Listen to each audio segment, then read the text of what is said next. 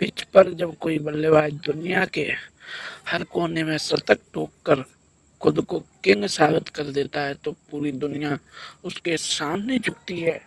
लेकिन वही किंग एक दिन खुद से हारने लगता है तो उसे समझ आता है कि इस ब्रह्मांड में एक ऐसी भी ताकत है जिसके सामने सबको झुकना पड़ता है।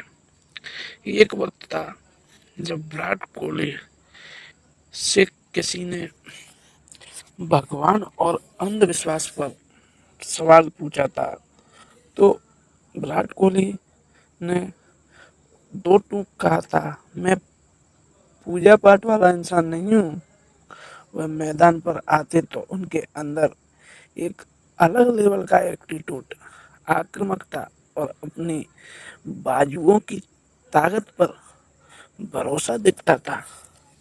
लाखों के जूते पहनने वाला, दुनिया की सबसे महंगी गाड़ियों में घूमने वाला और क्रिकेट जगत पर राज करने वाला यह लड़का अपने टैलेंट के चरम पर था। लेकिन जिंदगी हमेशा एक जैसी नहीं रहती।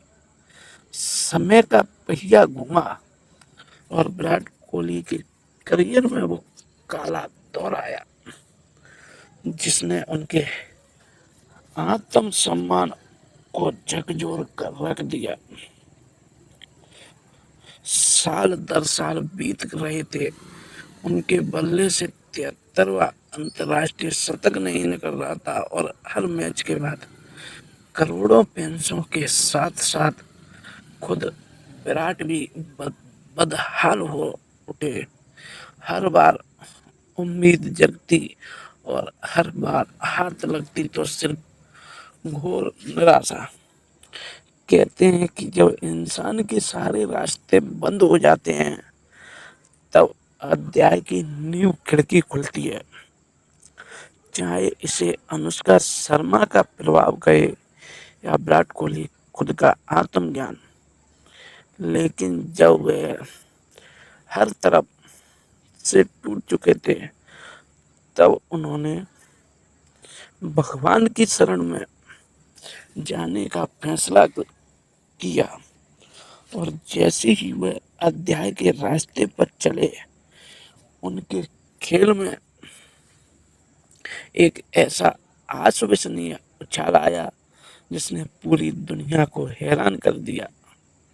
आज हर बड़ी सीरीज या बड़े टूर्नामेंट से पहले और बाद में विराट कोहली सीधे वृंदावन में पूज्य प्रेमानंद महाराज जी के दरबार में हाजिर होते हैं। आखिर ऐसा क्या है प्रेमानंद महाराज जी के दरबार में जो विश्व क्रिकेट का सबसे बड़ा शहंशाह नंगे पैर उनकी तरफ खींच चला जाता है।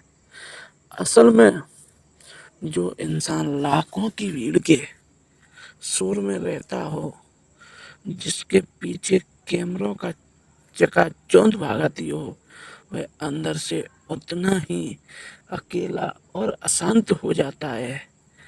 प्रेमानंद महाराज जी के पास ना तो कोई आलीशान महल है, ना कोई तड़क भड़क। वह सिर्फ और सिर्फ राधा नाम की वो निश्चल गूंज है जो इंसान के अंदर अहंकार को एक पल में पिघला देती है। विराट जब वहां जाते हैं तो वहां कोई सुपरस्टार नहीं होते हैं। वह सिर्फ एक आम साधक की तरह जमीन पर बैठते हैं और महाराज जी की अमृतवाणी सुनते हैं।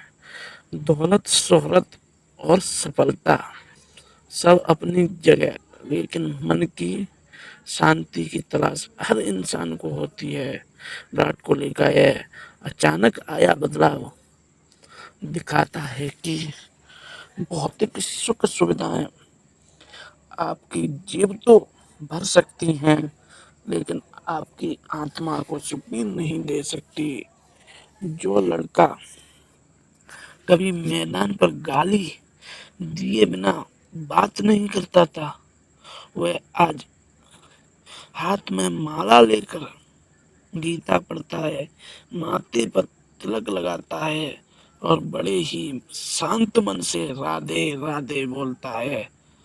आस्था वाकई बड़ी चीज है, लेकिन ये जब विराट कोहली जैसी शख्सियत को भी खींचकर वृंदावन की गलियों में ले आए तो यह साबित हो जाता है कि जब इंसान को अंदरूनी शांति की तलाश होती है तो वह सारे ऐसो आराम को पीछे छोड़कर ईश्वर और गुरु की शरण में घुटने टेक देता है।